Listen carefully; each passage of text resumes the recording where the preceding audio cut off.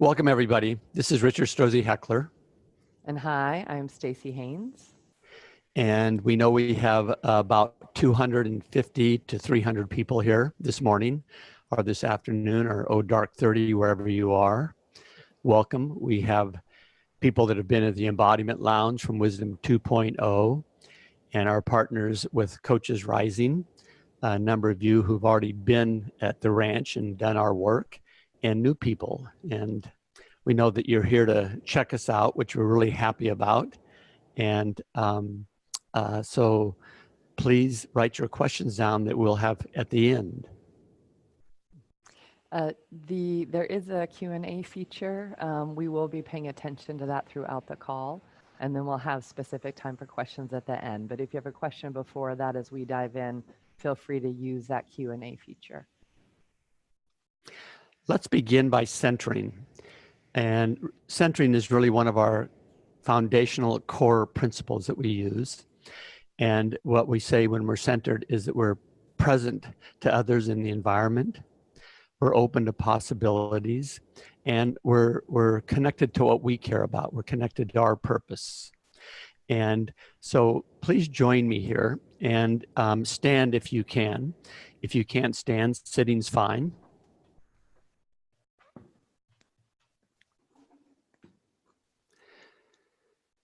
We like to always begin standing so we feel the full vertical line of ourself. And what we're doing here is we're bringing our attention to the life of our body. And we're bringing our attention to these four dimensions: length, width, depth, and an organizing principle, or our purpose. So let's get present along our vertical line by both straightening and settling. So the head is above the shoulders, shoulders above the hips, hips above the knees, knees above the ankles and feet. So we're on this human line, in our line of dignity, where we have a moral and spiritual vision, and our feet are on the ground. And the settling part is we learn how to properly relax. And this is what we can start with. Let's relax our eyes. We do that by being behind our eyes. That'll open our peripheral vision. So we can focus, and yet we're not straining or pushed ahead or have that 1,000-yard stare. We have a little space between our teeth. The system's designed the teeth never have to touch. So both at the hinge and at the chin are relaxed, and our tongue's relaxed. And our shoulders are dropped. If you feel like you need to wiggle in here anytime we're doing this, please do that. And we allow our breath to drop. And at the pelvis, pelvic girdle, we let those sphincter muscles relax, and we begin to allow our energy to continue to move down.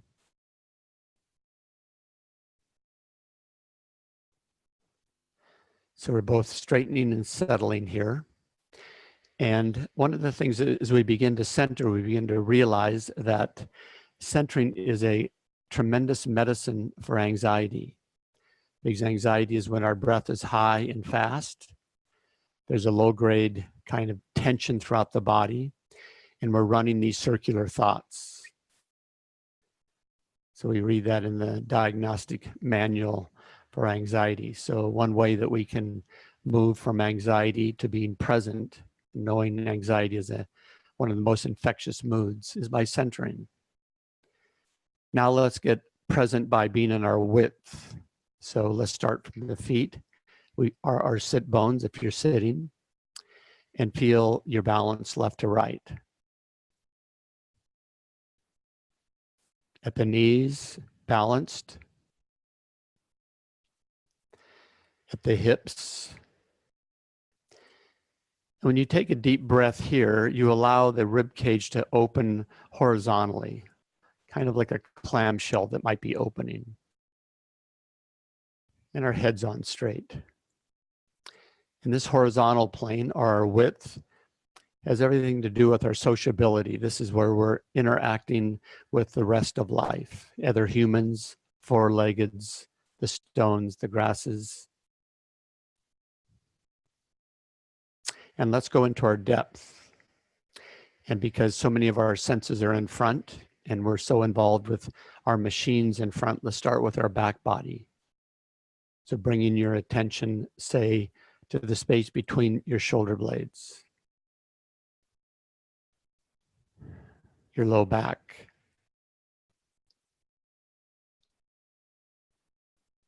the backs of your legs. This is our history, the influence of all of our teachers, what we've built throughout our lifetime. So the capacity to settle back into ourselves. And then in our front body, we can open the heart.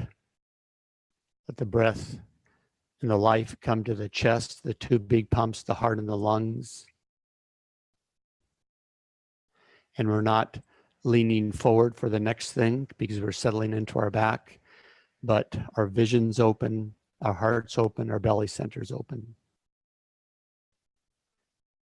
And now let's come to our center of gravity. And if you touch just below your belly button, maybe about 2 or 3 inches below your belly button, that's your center of gravity. In different cultures, that's called hara or tanden or koth. But we say this center, there are a number of centers, but this is the center where we find balance in the body.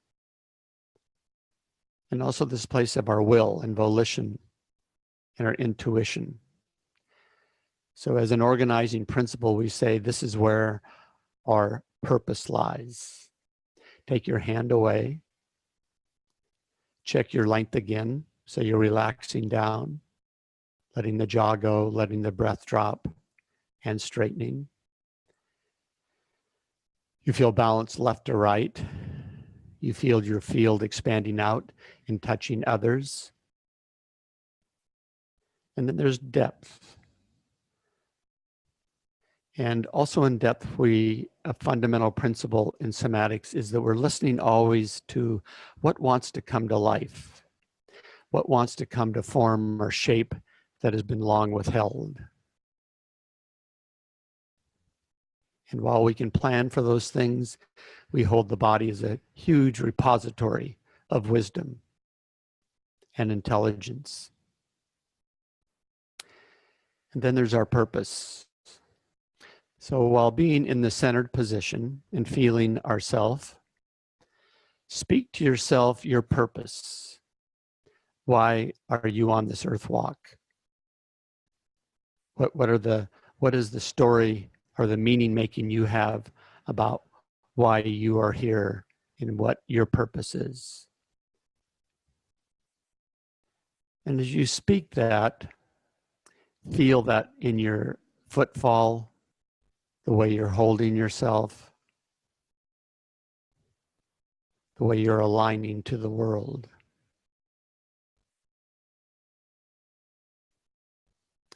Thank you.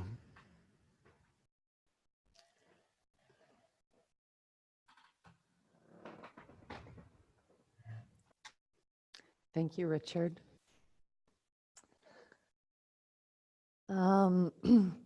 So that was a nice way to start our call. I'm going to talk a little bit. I'm going to dive into really talking about and distinguishing what is somatic coaching. And what I first want to dive into is really somatic coaching is a unique way to understand how we change. And it's really a way to understand change, like how we would define transformation, change or transformation from a somatic point of view, is that you or your client that you're working with has transformed when they can take action consistently that aligns with their vision and their values, even under the same old pressures. And, I've now been in this field for 25 years, and it really just captured my passion and my attention because I saw the sustainability of change. So through somatics, definitely there are deep insights that people get, and evolving, getting to know themselves. And what was so compelling to me is that the change doesn't stop at insight. It really is about transforming what we call the soma, or you can think of as a psychobiology, which I'll break down a little bit, but transforming the soma so that someone is embodying new patterns. And those are able to come to the fore, those are able to guide someone's way of being, someone's way of relating, and someone's action, even when they're under pressure. And that's really the key point inside of somatics. I think probably as you all can relate to, even in your own lives or with your clients, that it is under pressure where some of our reactivity can come to the fore, or we can be in a situation where really what we mean to do is kind of say a centered no, and instead we find ourselves saying yes. Or for some of us, it might be in the opposite. We really want to say yes to this thing we want and are committed to, and instead we find ourselves backing up from that. So it's really the moment of pressure, and we all are dealing with many of those, as are our clients. But it's under the pressure that reveals what's embodied, right? That's when our reactions come to the fore. And to me, the amazing thing about somatics and neuroscience, modern neuroscience, is really grounding how this works in us, or why this happens in us. But what is embodied is what will come forward in times of pressure. So somatics is really a whole methodology and a practicable theory of change that lets us work with, again, embodying new patterns. So inside of somatic coaching, we're paying attention to a number of things. Somatics really works against the backdrop of what it is that you most care about. I'm going to adjust my mic here a little bit because I'm getting feedback that I'm not loud enough. All right. Somatics always works against a backdrop of what do you care about? And it's one thing I appreciate about the whole coaching field is we're really asking the question, what do you want? Instead of necessarily the question, what's wrong with you? Or what are you struggling with? Now that comes to the foreground too, but one of the kind of phrases we use in somatics is that the body learns on yes. So it's much easier to practice toward a possibility than it is to try to stop doing something. So that's one of the principles we really use is what's your vision? What do you want? And in many ways, what are you longing for? Another thing that somatics helps clients find is an answer to that question in a much deeper way. Often we've inherited many of the thoughts and beliefs about what do we want, or what does success look like, or even what does relationship look like. And the body, as Richard said in centering, does a lot of truth telling. So as someone starts to, in somatic coaching, listen to sensations and the information present in sensations, when we start listening to the deeper impulses that can be even before language, we notice what we're drawn to, what enlivens us, what maybe we've always longed for, but for many reasons didn't really have the permission to long for. Somatics really opens up that whole realm because we orient our clients to listen, of course, to the thinking, because we're thinking people, to the emotions, because we're feeling people, and then to listen to the information of sensations. And for most of us, we've been fairly trained out of that. So vision, what do people want? And then a deeper answer or a more holistic answer to that question is really the ground of somatics. And then really there are three core components to somatics that I want to highlight, and then I'll tell you a story or two.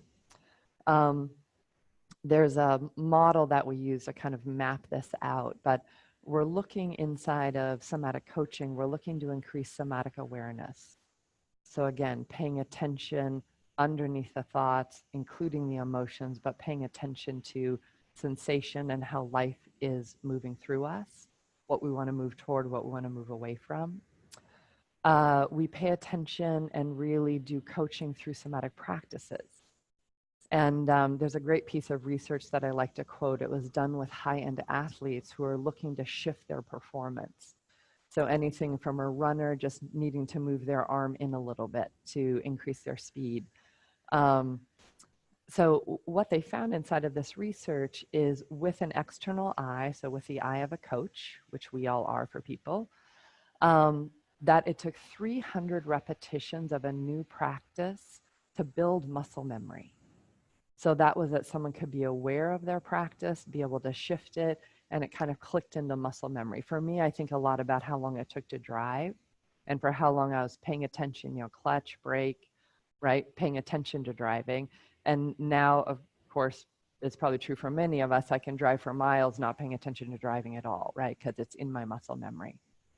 And then the research showed that it took 3,000 repetitions to embody something. And that was that it became integrated and a part of the person's self and practice. So from our lens, we look at things like what is it to embody a leadership presence? We really say you don't have to be born with that. That's something to practice and that's something that's developable. Or things like being able to articulate our vision and values to other people and compel them into that. We would also hold that as a leadership move and important really for any of us in building meaningful lives. Or practices like a centered boundary or being able to make a centered request. Being able to make offers to other people that really further their and your hopes. So we look at these not just as, we look at all skills as embodied practices. So with a client in somatic coaching, once we know what they care about, once we know what that will look like, once they become that, then we really unpack what are the practices that are important to allow that to happen. And again, look at that in a holistic way so that those practices again become embodied and what that person has access to even under the many pressures of life and leadership. And then the third component, which to me was maybe when I first started learning somatics just so revelatory in ways, was what we call somatic opening, which is really being able to recognize the deep habitual patterns in a person. Again, these patterns show up in the muscles. Obviously, they are a part of very well-traveled neuronal networks. They actually become a part of our identity, like this is who I think I am. That those patterns are often the patterns that need to transform to allow someone to become the person, the leader, the partner, the parent that they want to be inside of coaching. So somatic opening, we have many, many processes to help recognize those embodied patterns that are getting in the way, and then actually shift and open them in the thinking, in the emotions, and actually in the tissues in the body. For any of you who've been reading the neuroscience that's coming out, many of our deeper patterns, and whether they're survival patterns or kind of inherited patterns, when we look from a neuroscience point of view, those patterns are deeply wired into the nervous system. And, the brain is an important organ and part of the nervous system. And then, of course, the nervous system runs through our entire body. So something that might be a pattern that's really lodged in some of the older parts of the brain, that engages the brainstem, that engages the entire nervous system and the muscular system. So beliefs are embodied, right? And somatics lets us really engage those beliefs or engage those strategies and transform them holistically. So let me just tell you a story here to maybe elucidate some of this. This is a client that I was working with. This was in a leadership context. He was on the executive team inside of his company. And he had many, many brilliant ideas about, they're in a very large culture change within the company. It required really change at every level of the organization. And he had many, many brilliant ideas. And then what would happen in executive team meetings is he would hold back. He would sit back. He would think about his ideas. He wasn't sure if he should take the risk or not. And by the time it kind of blurted out of him, when he could build up the courage to blurt it out, what would happen is it didn't compel the other executive team members, even though the ideas were very grounded and relevant. But how he was showing up relationally, and that he was waiting so long to bring innovative ideas to the fore, he wasn't compelling. He wasn't bringing the other executive team members with him. So in our work together, what we really found is this particular pattern or strategy had a long history to it.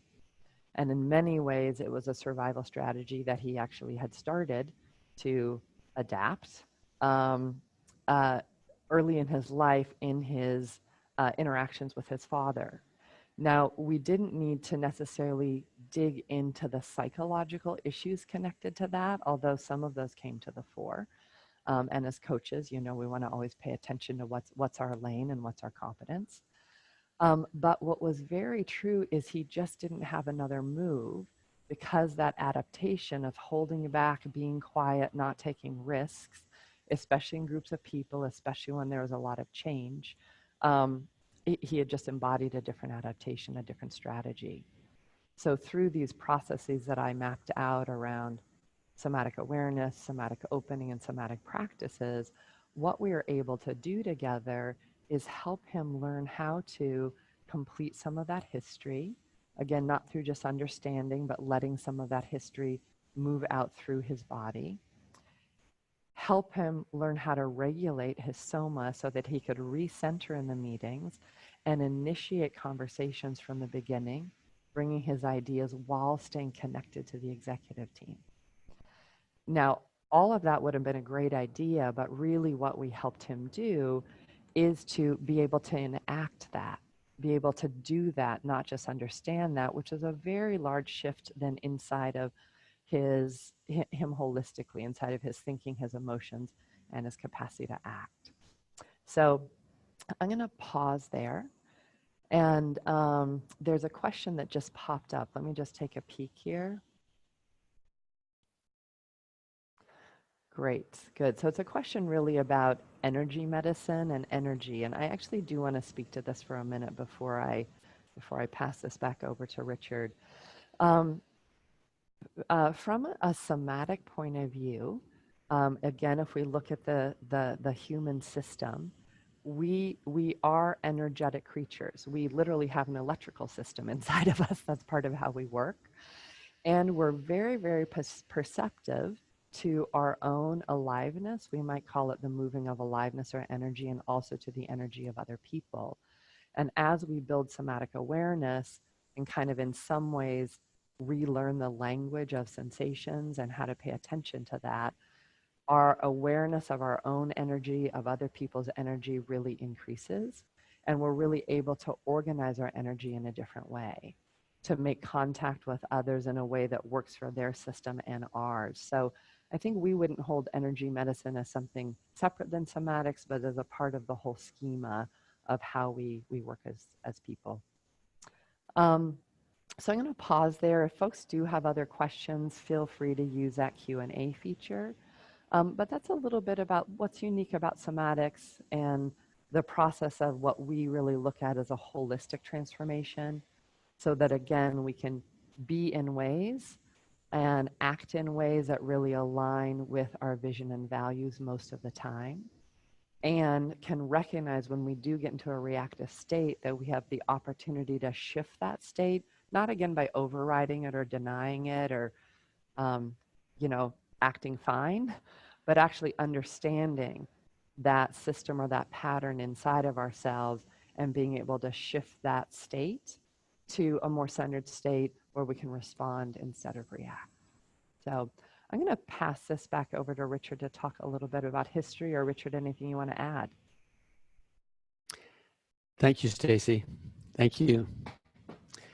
I'm always reminded about listening to you and our other teachers and associates And somatic coaches, really how powerful this is. In many ways, it's very simple. We like to say it's not rocket science, but it can make a huge, huge difference for humans. We started this work really in the early 70s.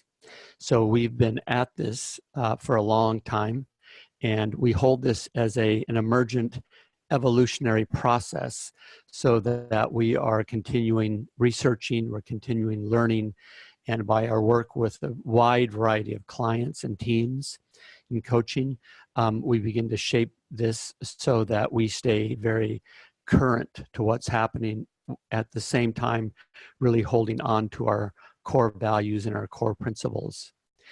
In the early 70s, when we began, we really focused on the health professions. So what we wanted to do is to really introduce the somatics, the life of the body, into the medical profession, psychiatrist, psychotherapist, marriage and family counselors, drug counselors, and so forth. And up to that point, it was really seen that the body really was separate from the mind and body. This was before all the great technology that we have in neuroscience that begins to ground this work. And it was before what people thought about in emotional intelligence and what it really meant to learn and those kinds of things. And it was certainly way ahead of what we now know as coaching. So in this time, what we do, we would bring these people in the health professions together. We would do trainings for them and say, this is actually how you can be in your own body, so you'll be a more effective healer, a more effective therapist, counselor, body worker, etc. And at the same time, we said, this is a way in which you're able to look at your clients in a whole different way at the same time, and have them start to attend to the life of their soma, so that they have a wider variety of choice about what they're doing, and can be able to take actions, as Staci was saying, that were previously unavailable to them. And not only take those practices, but we saw the change was sustainable. And throughout this research that we've done, we've seen really the importance of the notion of having practices. You know, I come out of the psychotherapeutic tradition, a body-oriented psychotherapeutic tradition. And what became very clear to us in the beginning stages was that people would have insights, or they would have openings to their behaviors, their motivations, how they mobilize themselves. And but it really stayed at insight level. So the insight is good because it opens something. But what we saw as we began to develop this is that it didn't pass people through a portal of new behaviors, new actions, new ways of being in the world. And what was required there was that, how do they take action? How do they orient moods and emotions? How are they learning? And how do they hold themselves in full coordination, reciprocity, and connection with others? And what we would say is that that has to do with the life of the body. And so what we began to do is to build practices for people. So not only would they have these insights, we'd say, here are the practices that we can do so that it allows you to take on a different shape so that you can take different actions.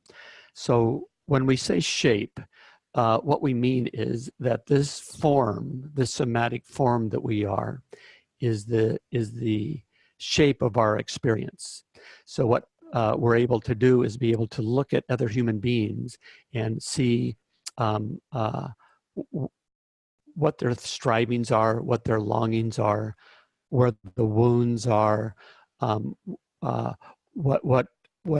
the contradictions or conflicts live, and that we can go directly to the body and begin to work directly with the body, or the soma, so that that begins to happen. Our work really has taken us to working with leaders of Fortune 100, Fortune 500 companies, leaders in all the C-suites, with NGOs, nonprofits, the government, the military, and all of this work we've done with people is that we see that this has been progressing us in how we've learned and what we're continuing to bring forward with it. And part of our goal here is that we're looking to democratize coaching so that it doesn't stay in necessarily the same class or the same demographic of people, but this notion of coaching becomes available to all people. We hold that it's the primacy of relationship, which is important in coaching, that the way that the coach shows up and builds relationship with the client or the coachee so that this relationship allows this wisdom and intelligence to come out of the coachee and then to be reflected by the coach. So now that we have, like I said, this great technology from neuroscience, we can ground all these things that we've been doing since 1970s. But more than that, it really grounds what human beings have known for millennium and millennium, that we change or shift through practices, that there is not a mind and a body and a spirit, that it all lives within this form, which we call the soma. This is the form in which we have our perceptions, our feelings, our way of relating, our history, how we heal the wounds that we have, and how we move forward in the world. So that we see a unity of being and a unity of consciousness that is possible for humans. Also, we see that we've come to a place that we would claim that one of the reasons that we can so easily soil our air and pollute our waters is that we're out of touch with our bodies. In other words, we're unable, and what I mean by that is we've lost this capacity to feel. We would further say that one of the reasons that so much conflict can so easily precipitate into aggression or violence is because we're out of touch with our bodies, out of touch with our feeling self, and the great human capacity to hold and embody compassion for ourselves and for others.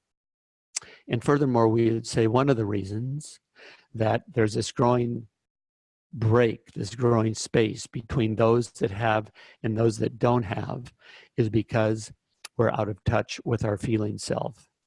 So that while coaching really works directly with a client or maybe a team, what we see overall is that this notion of somatic coaching can bring us into a world in which human beings and leaders can embody a pragmatic wisdom, they can embody a grounded compassion, and embody a skillful action in the world.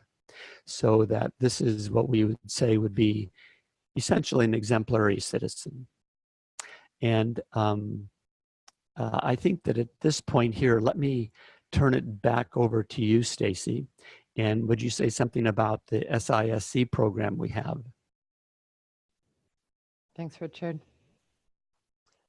There are a couple more questions, and I thought I would toss in answers as we go, and then I will happily talk about our program.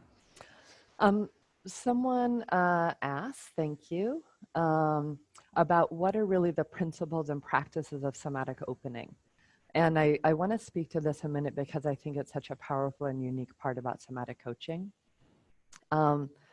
And let me see the best way to do this. I'll give you this metaphor first.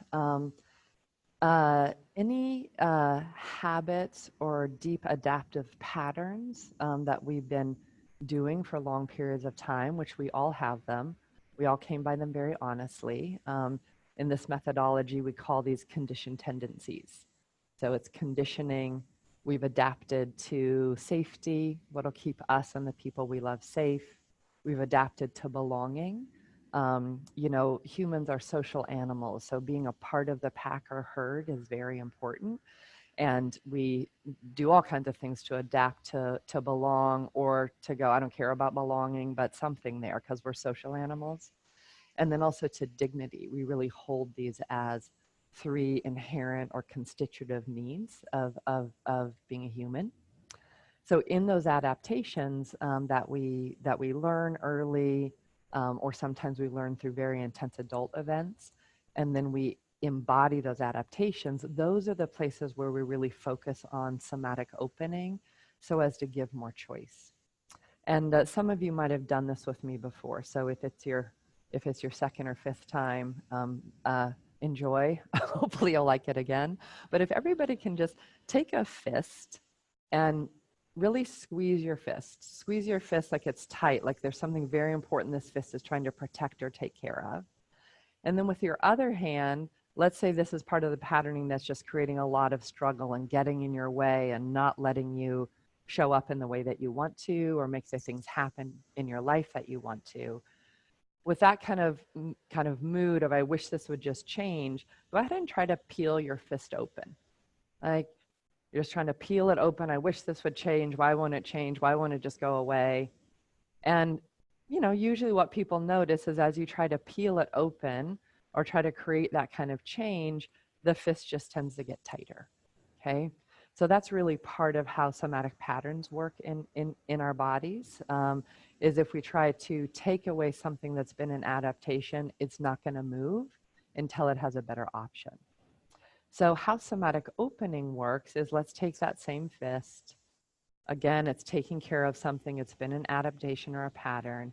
And this time with your other hand, just put your hand around the fist and gently support it in the direction it's going. Right? So it's squeezing. You just want to gently support it in the direction that it's going. And mostly what you'll notice is that the hand starts to soften. Okay? So this principle of somatic opening is that adaptations and beliefs are embodied. They're not just thoughts. And part of how the soma works is we want to actually support those contractions or patterns in taking care of what they've been taking care of at the core. Again, usually safety, belonging, dignity, some adaptation to those.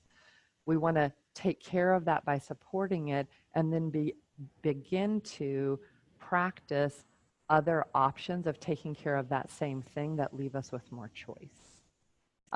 Again, what's great about somatics is what it knows is you cannot talk that contraction or that pattern out of what it's doing, right? You can give it a lot of data. It doesn't really care about the mental data. What it cares about is what's inside of it and what it's really trying to take care of. So in somatic coaching, there are conversations about somatic opening that look a lot like, what has that pattern been trying to take care of? How long ago did you learn that? How long ago have you been doing that? If you could take care of that same thing a different way, would you be open to doing that? But we're tracking the body, not just the mind, because usually the mind and the body are in different conversations. We also, Richard pointed to this, somatic body work is a highly effective and efficient way of working with the patterns that have been embodied. You know, our muscles, our nervous systems, just like our neuronal pathways, pattern themselves in particular ways to continue a habit or a survival strategy. And when we can shift those in the tissues, it actually also shifts the thinking. I think one of the things that's so compelling to me about somatics is what we call bottom-up learning or body-up learning, that a shift in the soma will help shift the emotions and also help shift the thinking, which is a really different orientation than kind of mind over matter, which many of us have learned. You like, change your thoughts, change your life. Where that works, awesome. But in deeper habits, that tends not to work at all. So somatic body work is another great tool and process we use. And there are many other pieces. There are standing practices where we help move energy through the body that also tends to open the soma and open the patterns in the body. So Bob, I think that was you. Thank you for that question. And first, let me pause. Richard, is there anything you want to add to that around the principles and practices of somatic opening? Yes, let me say that, we did the centering practice at the beginning of this conversation. So we have a number of ways that we teach that for the practitioner, the somatic coach, and also how the somatic coach can teach that to their clients and teach it in a way that becomes relevant to the client's needs and the client's commitments in the world. And what we add to that is that we recognize, of course, that we don't get centered after we brush our teeth and then it stays for the next 8 hours, that we're always being hit by the marketplace or other things. So what's really critical, and this is another practice that we show, is that we show that what happens when that gets interrupted? What do we do? Do we fight? Do we flee? Do we freeze? Do we disassociate? Now, we know those things intellectually, but what we learn is how that's actually felt in the body. And by feeling it in the body, that gives us the opportunity to go, oh, here I'm off center. I don't have to have an internal mental debate if I'm off center or not. I can see my shoulders are up. I can see I'm grinding my teeth. I can see I'm holding my breath. And then we come back to being centered.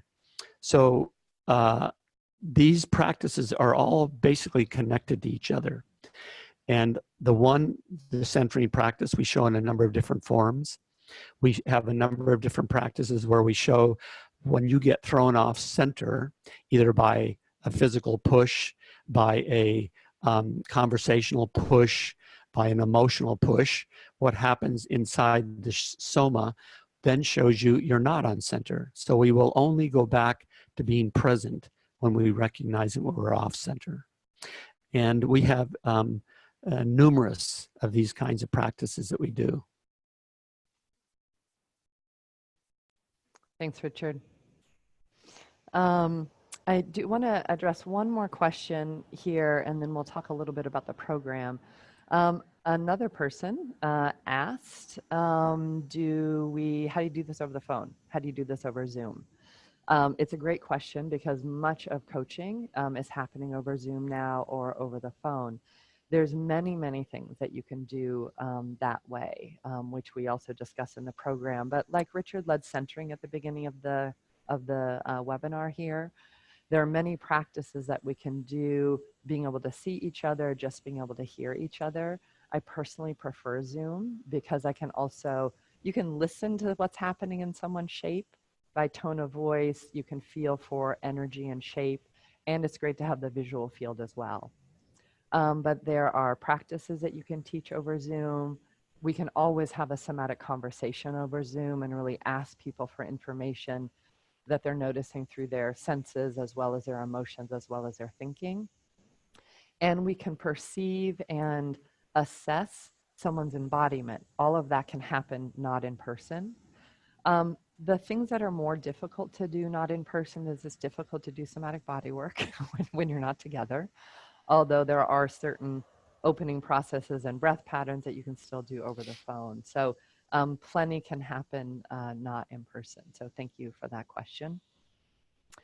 And I think I'll go ahead and talk a little bit about the program, keep the questions coming, and we'll keep responding to them. So our Strozzi Institute Somatic Coaching Certification Program is a mouthful. We call it the SISC. As Richard said, we have been running this program for 18 years. And it's kind of like our somatic coaching program and ICF grew up at the same time.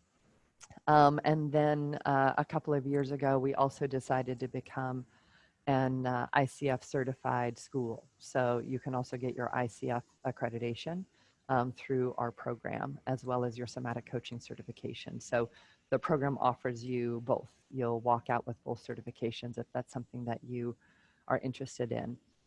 Our program is a 16-day in-person program with then phone calls, mentor coaching, practice client sessions, and various webinars that are put throughout the program. It's a very robust program. We created its robustness for a couple of reasons. As you all know, as coaches, we also are going to be doing work on ourselves. And in somatic coaching, we change through practice over time. So being able to be together in person, having a program that runs over about 9 months of the year, allows you as coaches to also begin embodying yourselves more deeply, learn how to not only take on the practices yourself, but then how do you teach the practice to someone else? How do you be able to assess someone's shape somatically? It's almost like somatic coaching in some ways I think is instinctual and intuitive to many of us who feel other people. And it's a very different paradigm of change. So learning how to see someone's embodiment, what's embodied, what comes out under pressure, what's alive and what's numbed in someone. There's a whole view of being able to assess and read someone somatically that is a learning for most people. So it's 4 4-day intensives, again, stretched out over about 9 months of time. There are 5 methodology webinars, so we really break down what we call the arc of transformation, like what are the stages and components of embodied transformation that serve coaching. We integrate somatic body work so that people are really getting exposed to the power of that particular process and tool. And then again, people have mentor coaching groups, take on practice clients, get to do reading and homework. Anyway, it's a robust program that we feel really good about.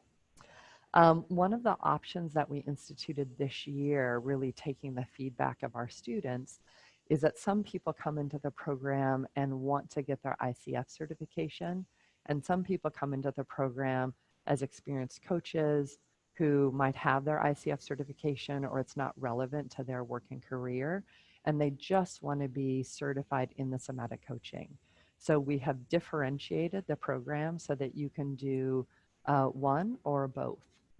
If you're interested in your ICF certification, this basically preps you for your PCC level certification, and then of course you need to do your hours and take your tests.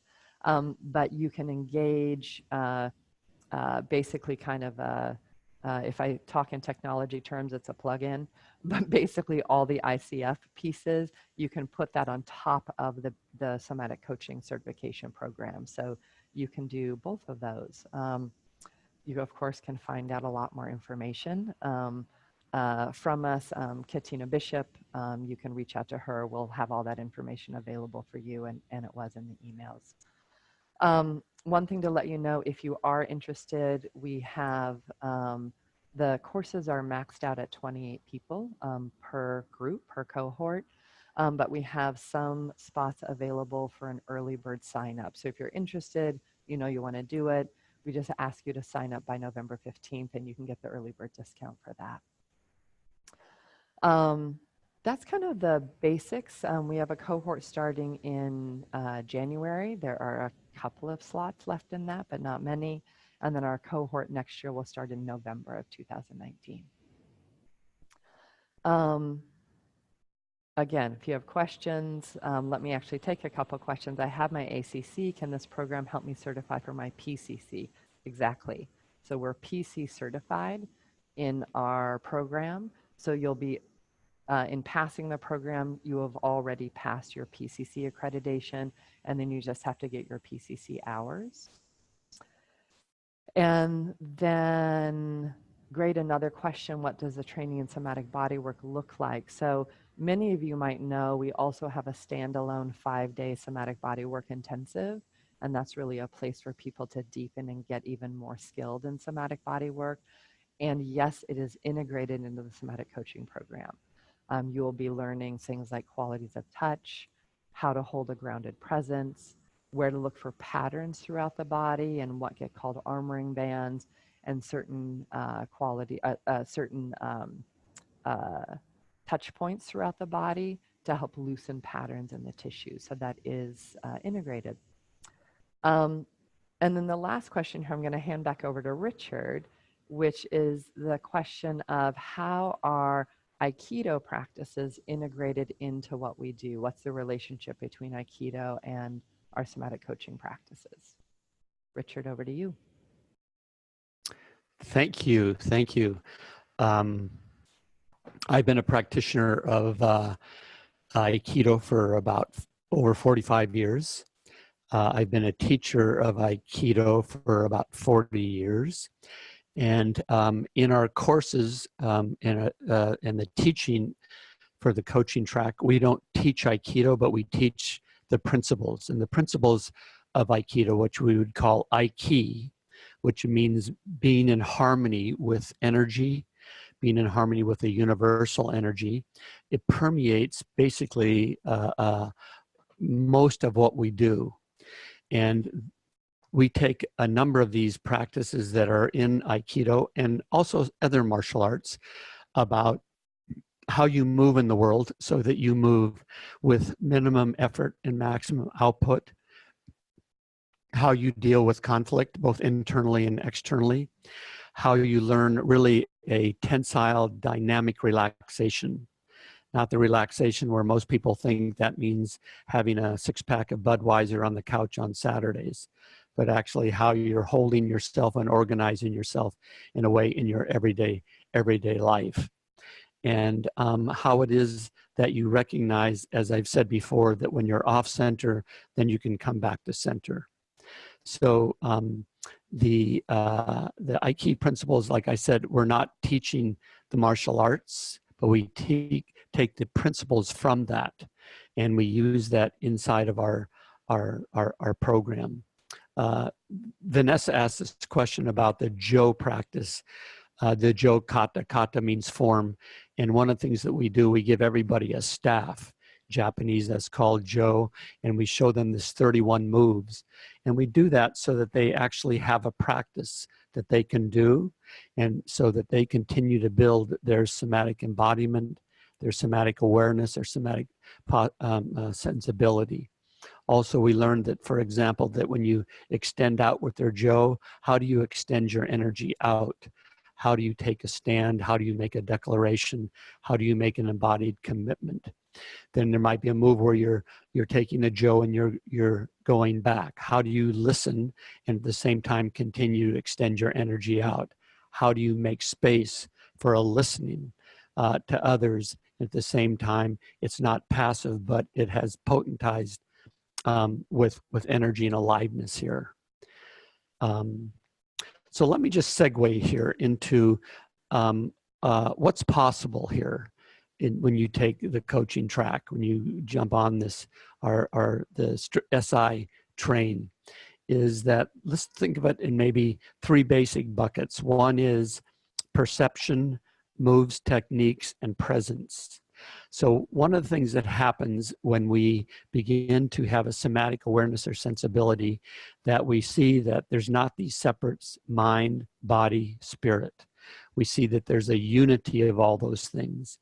And now the fantastic technology in neuroscience has shown that there is not a separation between our minds and our bodies, between our emotions and our thinking, between our feeling and our logic. Those are all deeply connected. That the human spirit actually comes out of the fabric of the human form. So we, inside of this looking, we see that in perception, how somebody is actually building their human spirit, if you will, are building the self that they are, so that this sense of self-cultivation comes to the foreground. You begin to see people, as I said before, we can see people's longings in their body. We can begin to see the wounds in the body, those that have been healed, those that might just have light scabs over them where they're still tender. We're able to see trauma in the body. We're able to see the capacity to make commitments, requests, declarations, execute on promises, or not in the body. We begin to see how people organize themselves that builds trust with other people, or they organize themselves in ways not by intent or consciously, but by just their history where they don't build trust with other people. So we begin to observe the human form and the human longings and the human drives in a whole different kind of a way. Other bucket is this place where we have what are the moves, the timing of the moves, the techniques. These are almost countless, these things. They're almost countless. And they go, as Staci said, we show bodywork forms where you can put your hands on somebody and help them release contractions in the tissues. You can give them breath patterns that begin to change the character or the shape of themselves. We talk about how they can make different gestures, how they can learn how to reach out so that they're extending their declarations and their commitments into the world. Of course, we wouldn't do that in a conversational space, but we learn how that extension can radiate out through our energy, for example.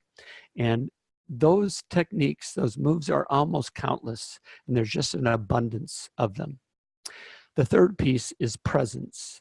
And presence is how we actually hold ourselves, how the coach organizes themselves.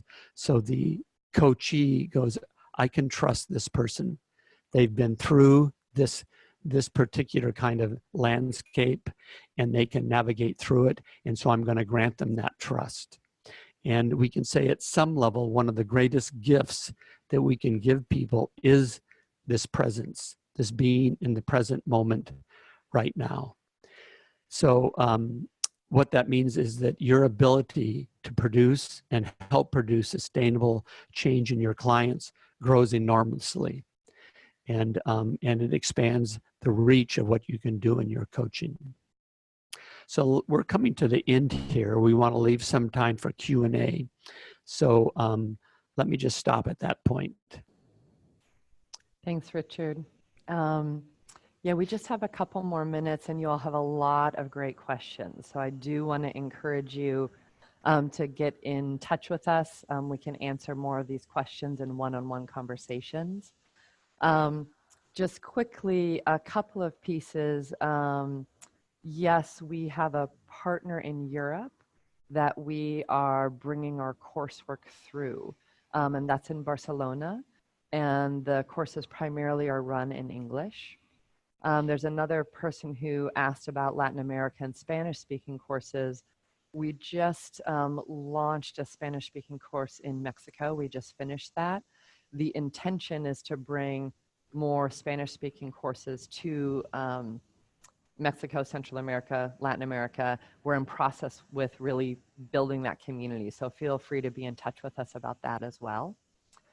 And oh, there's so many other good questions. The last one I think I'll speak to before we need to say goodbye here is someone asks, with all the quick fixes going on in coaching and executive coaching, are people open to somatics, and are particularly executives open to somatics?